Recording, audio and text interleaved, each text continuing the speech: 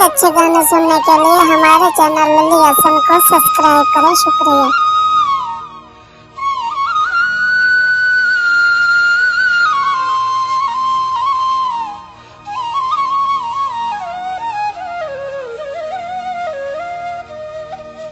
मैनू अपने जुल्फी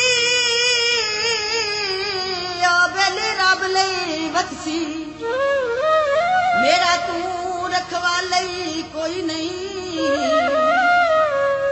तू एक कीती मैं दा कर सा, मेरी जेब ते छालई कोई नहीं।